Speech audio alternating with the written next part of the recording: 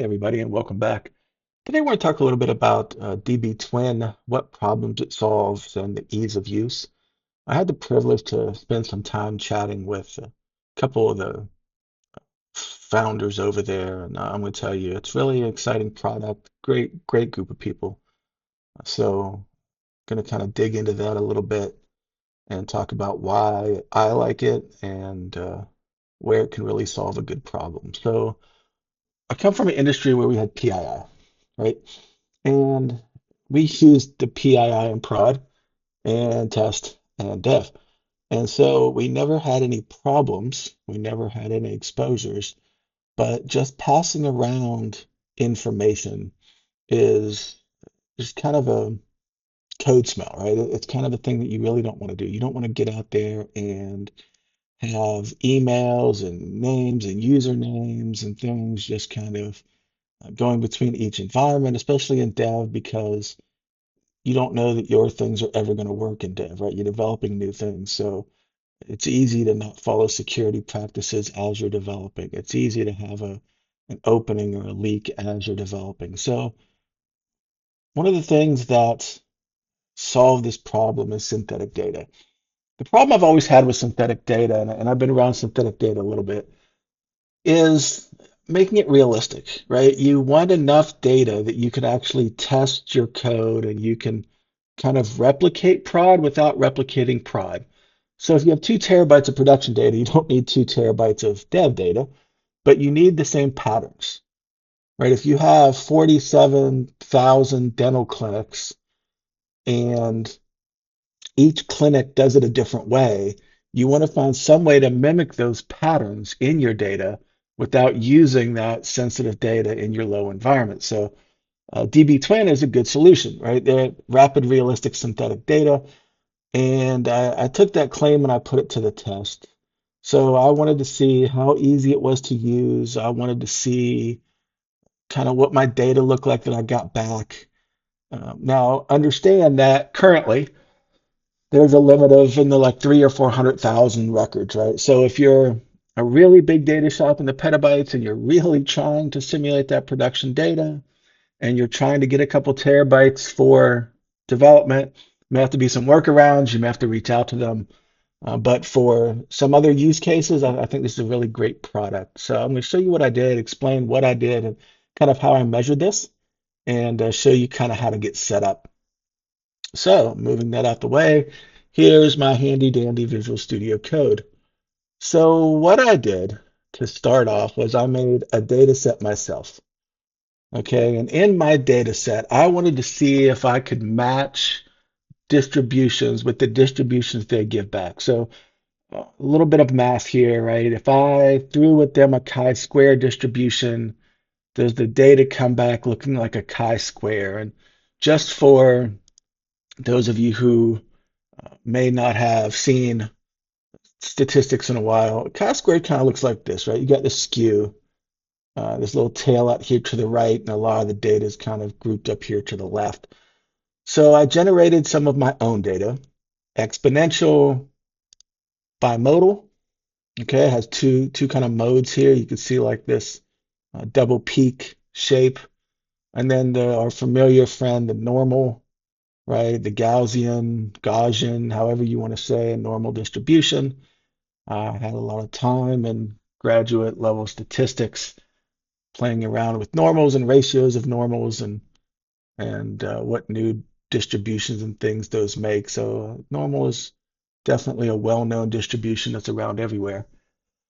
And for the most part, a lot of data is just kind of inherently normally distributed, right? If you look at the world, the younger people, there's a little bit of a tail there, and really older people, there's a little bit of tail there. And, most of the data is kind of in that middle. Most of people are not 1 year old, and most people are not 99 years old, right? There's a kind of a bell-shaped curve there. And as we're getting a little bit of an older generation, that means kind of moving over as we're living longer. So, I just kind of wanted to see if, well, if I give them this data, will I get back the data that I'm expecting? Will I get something that kind of looks like that?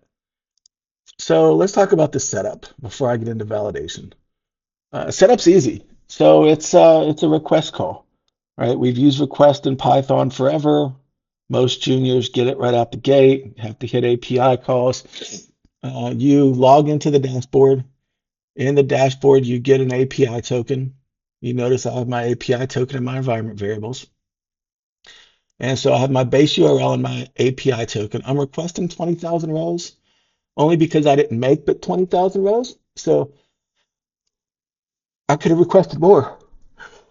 I could have requested less, excuse me. I could have requested a whole bunch of things, but I didn't. I just kind of requested about what I had already. I took my data files, so my normal chi-squared uniform, exponential, and bimodal, and I passed them up to the API. Now, a little different. You're going to pass in the header some of the information that you may be used to passing in either in the body or a query string param or a URL param. But they have it set up so you pass it in the header. So you're going to pass your number of rows that you want, the algorithm. I just took the default. I figured that if the default didn't work, I could try the special kind of different algorithm to see if it did any better. But the default algorithm worked just fine. And then I did raise for status here. So if something fails, it just raises. And then I open it and do my CSV here.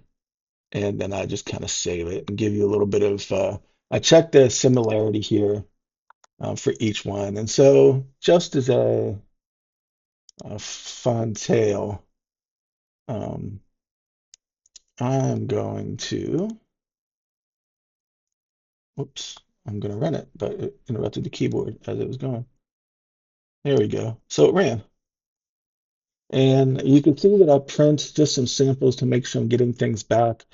And you notice that the matching here is excellent, right? You notice that it comes back excellent. Not only that, but you see how fast it took to generate 20,000 records. And yes, 20,000 records is small data, but just the speed of taking your data, checking what distribution it has it for the underlying distribution there, and all my age was what I looked at the distribution of, and then mimicking that data and putting it back out to you. And that's 100,000 rows, 20,000 per file.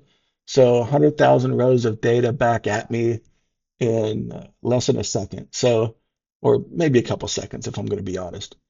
So it's quick, really fast. And then the data that I got back from here, and you guys can definitely try this out. I encourage you, there's a free, kind of a free tier to it. So you can go in, you can play with it, developers can access it, see how the use looks like, try it on your own data, try multiple tables and things.